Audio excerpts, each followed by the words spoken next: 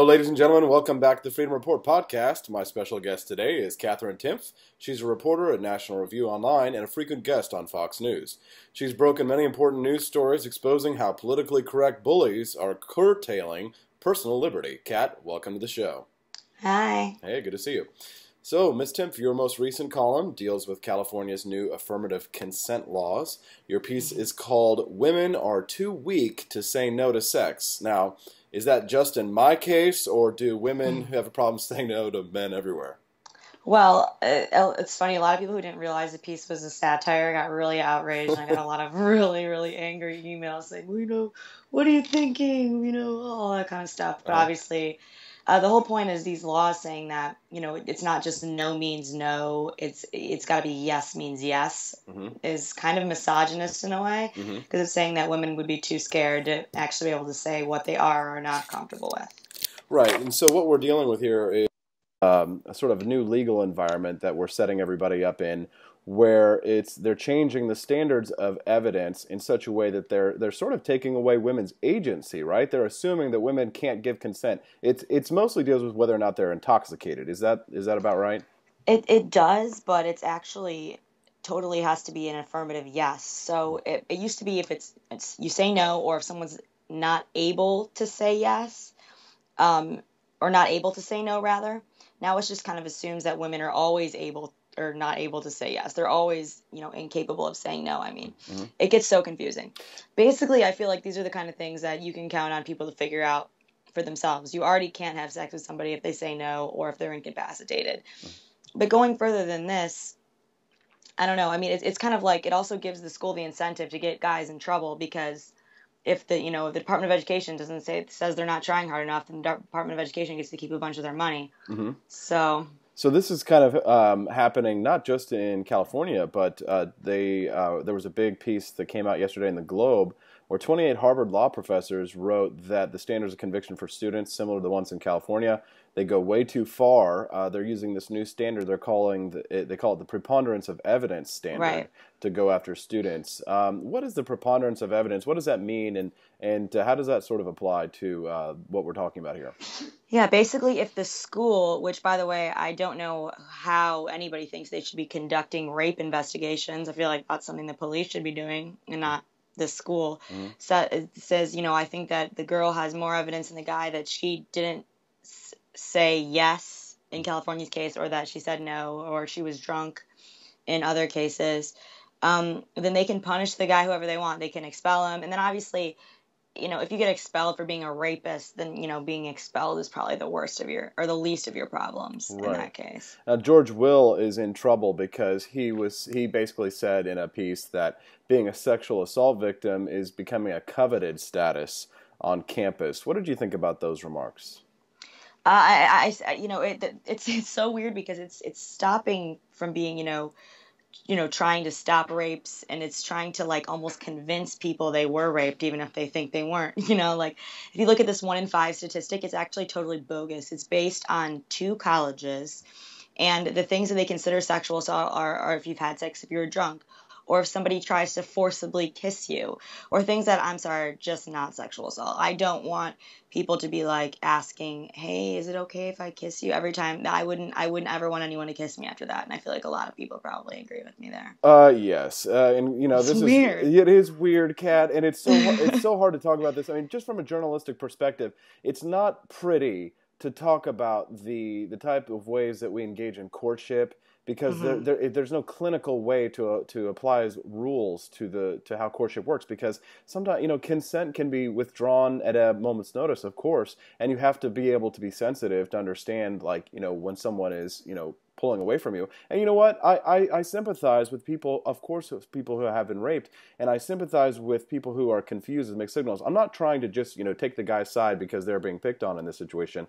I do understand that there need to be some clear rules about how, people can be protected against these kinds of crimes. But it feels as if the government is trying to punish one gender or put one gender on the defensive in this, and I think that's where a lot of the hostility comes from is because it appears to come from this idea that, as you stated, that one gender is superior to the other because women can't really give consent under these circumstances. Women are too weak. It's sort of strange how we have these defenders of women who are supposed to be empowering women when they're sort of doing the opposite. Isn't that what you see here too? Right. Everybody talks about how this can be dangerous for men on campuses having these kind of laws, and I agree with that, but I feel like what a lot of people miss is how this is also kind of a misogynist law, saying if a woman doesn't say yes, that doesn't mean, or then you can't do it because, she can't just say no if she doesn't want to. A woman couldn't possibly handle just saying no or I'm not comfortable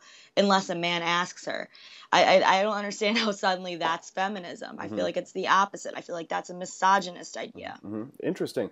Now, one of the unforeseen side effects, and there always are to laws like this, the negative side effects of this has been that men are now feeling pressured to record evidence that their encounter was consensual. There have been cases in which men have been exonerated because women who testified that they were coerced into sexual activity actually were revealed to be lying, because when the next day maybe they had an orgy or something, and they go to court or whatever, they try and take this person to court, the guy has been recording them. So do you see more negative side effects like this happening in the future if they keep pushing these types of laws?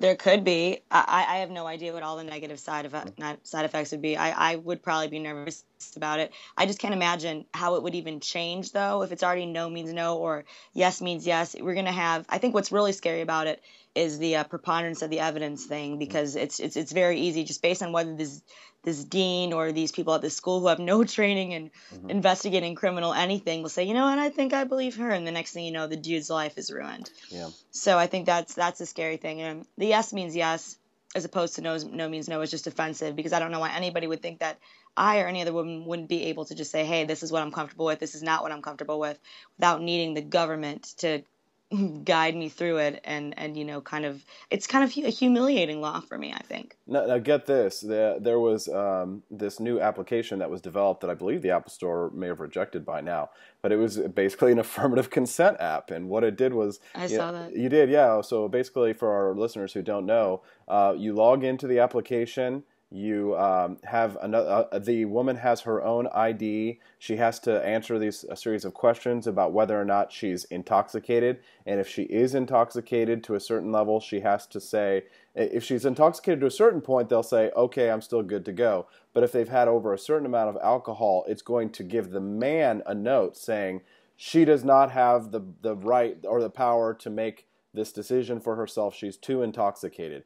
Is there such a thing as too intoxicated? One, and two, what do you think about applications like this, Kat? I don't know. I'd rather have a phone than, I don't know, the government. I mean, I don't really know. If you want to have that app and be like, I want my phone to get to decide when I have sex, and I guess that's your own weird thing, and I don't know. But I mean, I just feel like in general the government needs to stay out of it, and the schools need to not be investigating rape cases unless they're going to start investigating murder cases and all other kinds of cases.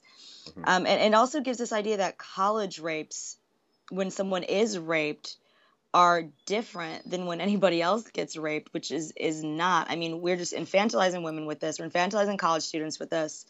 These people are adults, and I think that they should be having sex like adults, and they know how to handle that like adults. And Camille Paglia, she's always trolling the feminists, but she wrote this piece recently about how feminism is infantilizing women, and she sort of alluded to this broader topic that people are discussing about how, because people of our generation, millennials and such, haven't really had any great war or any sort of great discord in our society, that we've sort of gotten we've all sort of been coddled so much that we don't know how to defend ourselves, and we sort of reject basic self-defense measures because we think that the world is a safe place to be.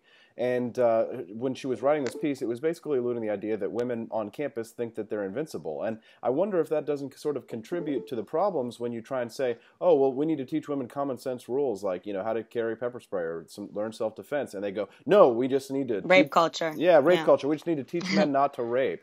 I mean, what do you think about this mentality? Yeah, what I think is I don't think the reason we have problem with rape is because there are really nice dudes out there that just don't know they're raping people. I mean, what an idiotic idea. Hmm. I feel like people are getting raped because there are bad guys out there that will do that. Hmm. And it's not they're suddenly going to say, "Oh, it's a yes means yes instead of no means no." Hmm. Okay, well, now I'm not going to be raping people anymore. Hmm. It, it's completely misses the problem here. It's insulting to everybody to think that these kind of laws could do any good.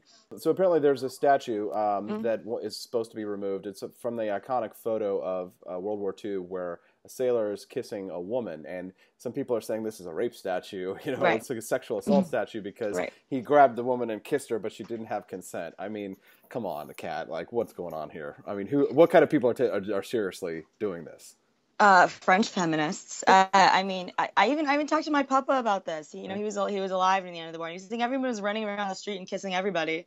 And you know, the woman never complained, right? They're not clear on who the woman is, but any of the ones that it's being considered for, you know, being her, has remained friends with the guy and never complained. But so it's again feminists, so-called feminists, saying that a woman in a situation can't even know on her own what is and is not appropriate for herself, she is and is not comfortable sexually. Hmm. Again, not saying that if the woman wasn't comfortable, she could say something. It's absolutely ridiculous. It's just looking around for things to be upset about, which is becoming a victim is the opposite of empowering. And it's just gotten to the point where it doesn't even make sense to me.